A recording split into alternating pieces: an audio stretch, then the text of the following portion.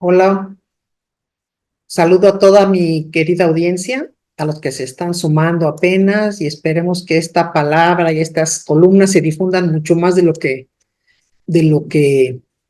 es nuestro alrededor, porque necesitamos sentar conciencias, que aprendamos a generar un análisis reflexivo, constructivo. Y bueno, son procesos que tenemos que ir desarrollando por medio de la difusión de la palabra, de las buenas prácticas como esta. Hoy quise poner de fondo esta frase que es parte del libro, La Casa Sucia, eh, que al decir, ¿no? Y fíjense, este libro lo escribí hace casi 3 años. La corrupción es de quienes la conforman en las instituciones, la toleran, la propician y la celebran, pero obviamente también del otro lado hay la iniciativa privada, pero aquí me quiero referir a este punto en particular de las instituciones, porque estamos atentos a ver cómo va a resultar ese proceso con relación al Poder Judicial, que seguramente todavía tienen conocimiento que va a haber algunas encuestas, porque bueno, han habido no solamente inconformidades, hay disfuncionalidad en lo que es el sistema de justicia en nuestro país, en la impunidad. Y esto tiene que ver, para mí lo manifesté en un programa con mi querida colega Sabina Berman, que para mí estos espacios genéricos, sistémicos, se dan con mucha más proclividad o en mayor número en las entidades federativas, sin duda. Y que en el poder federal, por supuesto que hay un grupo que yo inclusive decía que a lo mejor un 5 o 3%, a lo mejor 5 y no, y espero no haberme quedado, que después me digan, no, era mucho más, ¿no? De la alta cúpula que tiene hace años que tienen sometido y cooptado al poder, por los vínculos que tienen, por sus amistades, entre comillas, pero jueces muy dignos, eh, magistrados de circuito, para mí de distrito, todo esto, la verdad, ha habido gente muy ética, hay gente ética, hay personal ético, pero hay unos pellos de marca. Y miren, sobre todo aquí en el de la Ciudad de México, los que nos ha tocado perder, porque así es que sabes cómo, lo narro en mi libro, sabemos estos contubernios que se han dado en espacios genéricos y que los han tolerado y propiciado por sexenios. ¿Por qué? Porque a cambio de estos privilegios, en donde les decía yo que se hacen con los ciertos abogados y en ciertos niveles negocios en grande, ahí me ha tocado ver, y más en el ámbito penal, y donde está en juego el ámbito fiscal y administrativo, que lo he revelado en varias de las columnas, sobre todo en los procesos resarcitorios vinculados a lo que es la Auditoría Superior de la Federación y otras entidades de la misma cuestión de auditoría, porque entonces colocan a personas y colocaron en su momento a magistrados en donde iban a gotearles la lanita, así como el goteo, o gotearles la lanita, pero lanita es una lanota de grandes casos que se perdieron, de grandes componendas para no pagar impuestos, para ganar casos por devolución de recursos mal habidos. Y entonces en esta corrupción sistémica, los ciudadanos comunes perdemos. Siempre va a haber el poderoso, y más si se les ocurre, como fue mi caso, denunciar autoridades, y como hemos visto otros más, porque finalmente las autoridades, las que están en el síndrome de no me va a pasar nada y es la corrupción, pues generan estas condiciones de impunidad.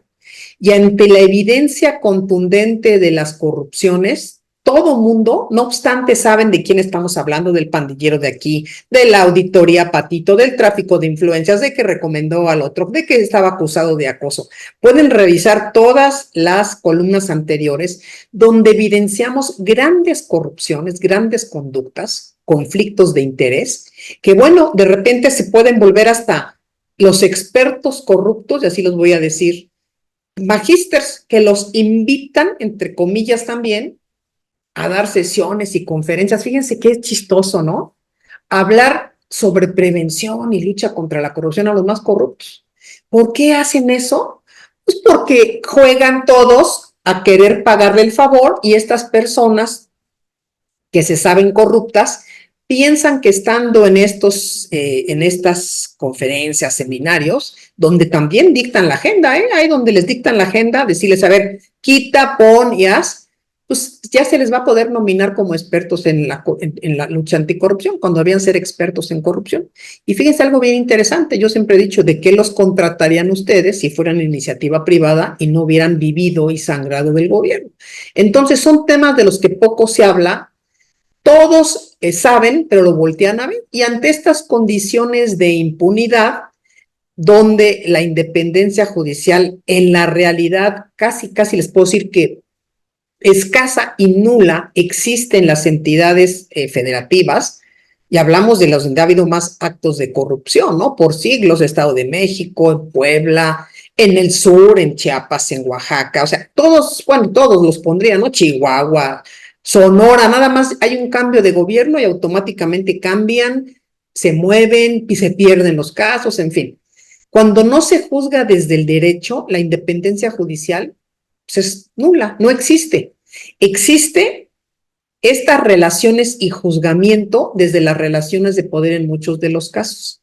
Y esas relaciones de poder van vinculadas a los juegos de interés, un interés más allá de lo disfuncional, donde hay grupos enquistados. También aquí pueden ver en el libro, presento grupos, por ejemplo, vinculados a la corte, a ministros, y cómo generaciones de ellos se han colocado en áreas donde no son cualquier área donde van a colocarlos por una chamba como cualquiera quisiera y tiene el derecho a trabajar. No, son áreas donde hay componendas y donde son las áreas de mayor riesgo, donde se pueden tomar las decisiones para ayudar, no ayudar. Y este tema, fíjense, tiene que ver por qué cuando colocan a estas personas poco capaces, ineficaces, hijos de, sobrinos de, hermanos de, los colocan en áreas del SAT, en áreas de Hacienda, en áreas del Tribunal Fiscal Federal de la Justicia Administrativa. ¿Por qué los colocan de magistrados?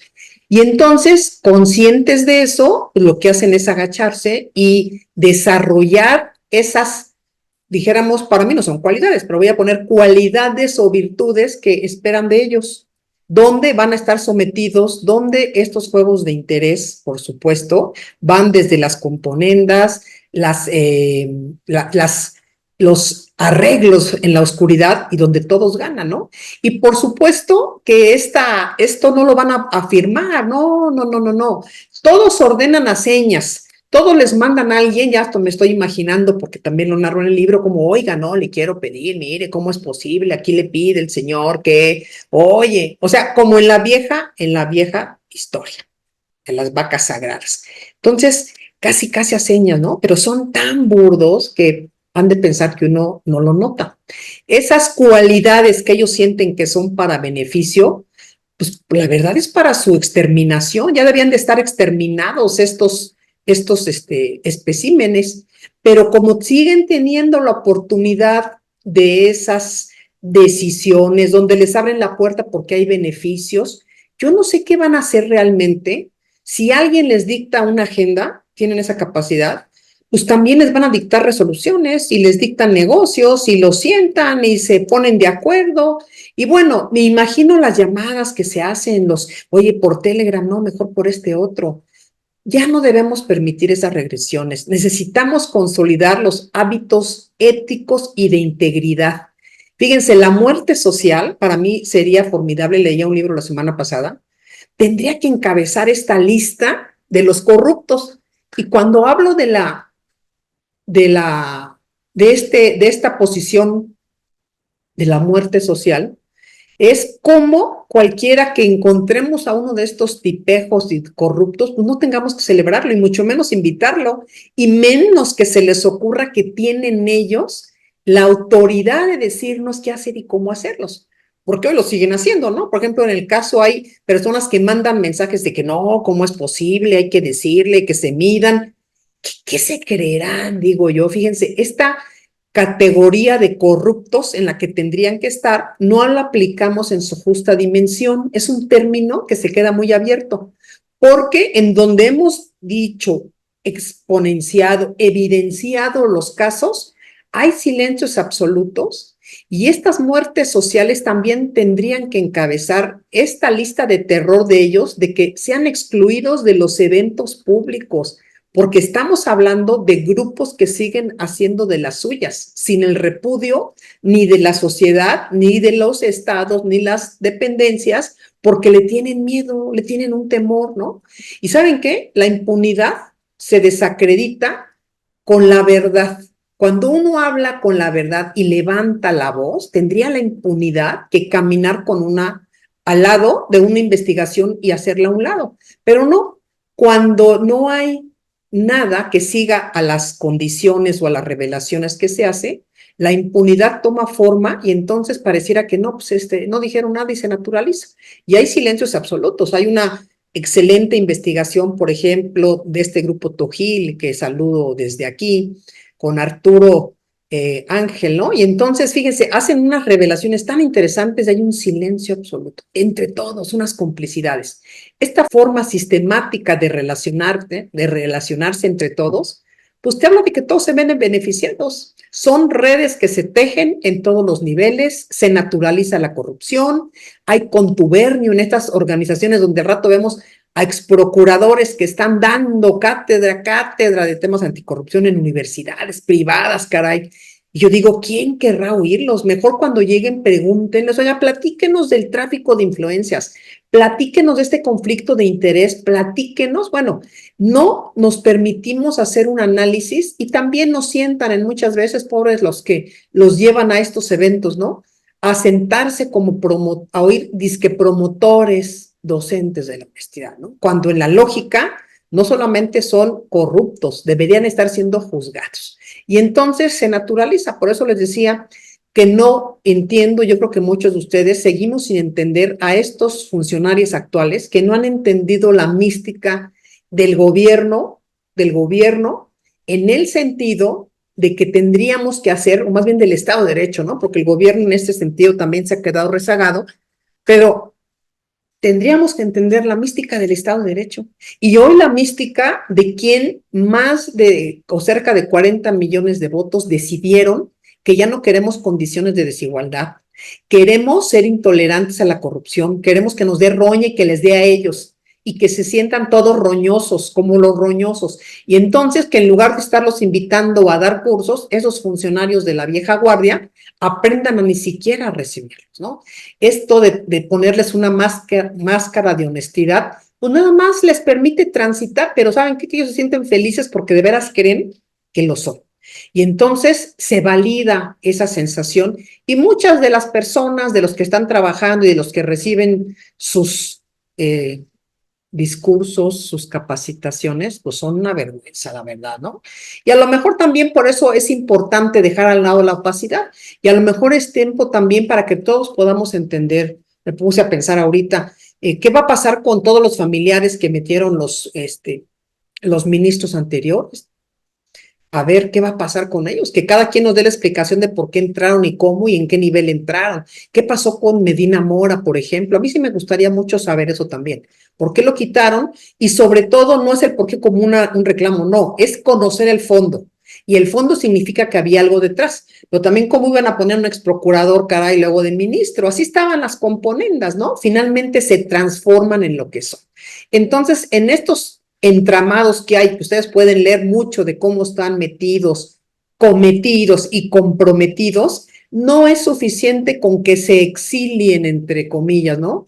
Sino que tenemos que generar y desnaturalizar a partir de la conciencia que no pueden poner la impunidad, ¿no? Y entonces, si se atreven a hacer lo que hacen, es porque las estructuras en el poder se los permiten. Somos todos parte de esto y yo quisiera ver que realmente todos los involucrados en esto tengan las agallas y el nivel profesional que requiere para reconocer quiénes deben ser repudiados y sin pelear, si no necesitas pelearte, simple y sencillamente ponerlos en el lugar que merecen. Y van a ver que si eso sucede, poco a poco vamos a entender que este mundo debe de cambiar, que este país debe ser intolerante a estas cuestiones y que solamente nos queda para poder hacer las cosas estar unidos contra la corrupción y el fraude. Les deseo un buen día y nos vemos en la siguiente videocolumna.